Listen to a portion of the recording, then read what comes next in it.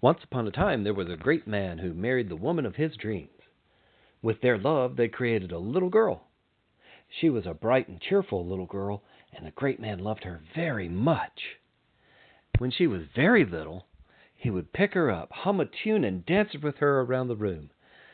And he would tell her, "I love you, little girl."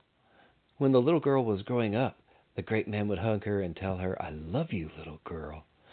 The little girl would pout and say, "I'm not a little girl anymore." Then the man would laugh and say, "But to me, you'll always be my little girl." The little girl who was not little anymore left her home and went into the world.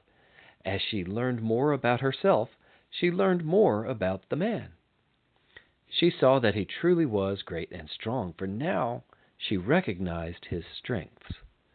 One of his strengths was the ability to express his love to his family. It didn't matter where she went in the world, the man would call her and say, "I love you, little girl." The day came when the little girl, who was not little anymore, received a phone call. The great man was damaged. He had had a stroke. He was aphasic, they explained to the girl. He couldn't talk anymore, and they weren't sure that he could understand the words spoken to him. He could no longer smile, laugh, walk, hug, dance, or tell the little girl, who was not little anymore, that he loved her. And so she went to the side of the great man. When she walked into the room and saw him, he looked small and not strong at all. He looked at her and tried to speak, but he could not. The little girl did the only thing she could do. She climbed up on the bed next to the great man. Tears ran from both of their eyes, and she drew her arms around the useless shoulders of her father. Her head on his chest, she thought of many things. She remembered the wonderful times together, and how she had always felt protected and cherished by the great man.